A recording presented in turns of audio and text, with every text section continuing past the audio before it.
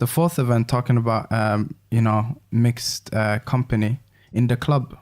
In the club. That was the fourth event. And I think you went to University of Nottingham. Yeah. Tell me about that. Yeah. So this was, in the club, again, I wasn't like massive into music, but this was like, anyone who's ever been to Alan Rockman, this was like, in kebab houses, they were playing in the club, right? So I knew that track.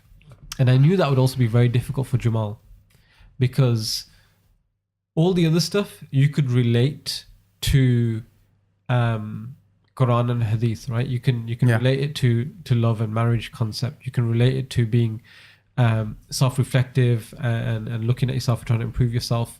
You can look at it, in being grateful, gratitude in the first lecture. There isn't necessarily anything that you could say to someone, okay, this is related to clubbing or partying, right? So I knew he would have to get very creative with the lecture. And while we were driving because he was staying in Birmingham, because that's where I live. While we were driving to Nottingham and we were kind of discussing it, because he said that to me on the way. He said, I can't really drop like Bare Quran kind of quotes and a hadith, right? Because the issue of music is, it's one of those where some people say it's permissible, some people don't say it's permissible.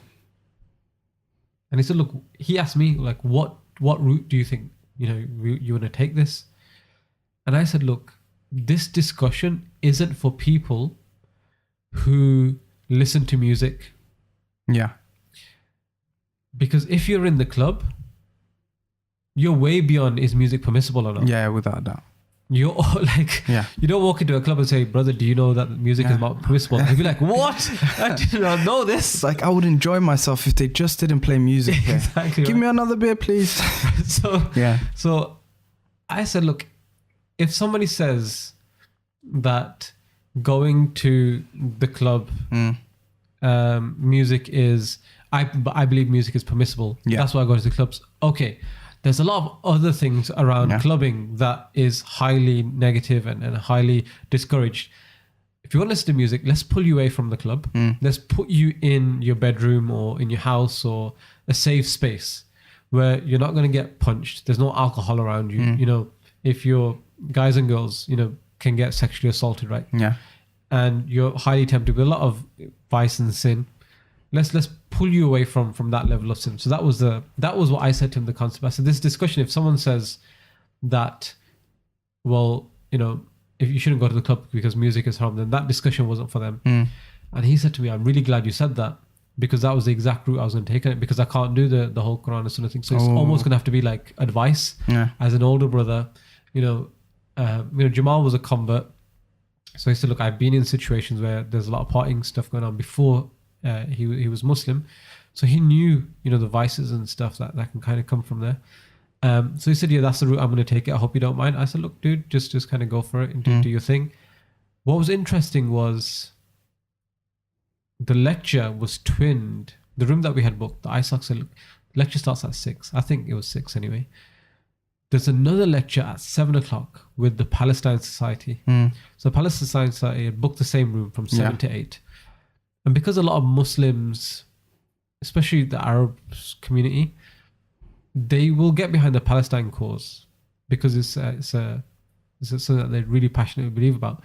But they won't get involved with the ISOC because, again, those preconceived ideas of their, hardcore religious, conservative kind of dudes who are just going to tell us that you can't do anything. Yeah. So what had happened was we ran over a little bit in our lecture.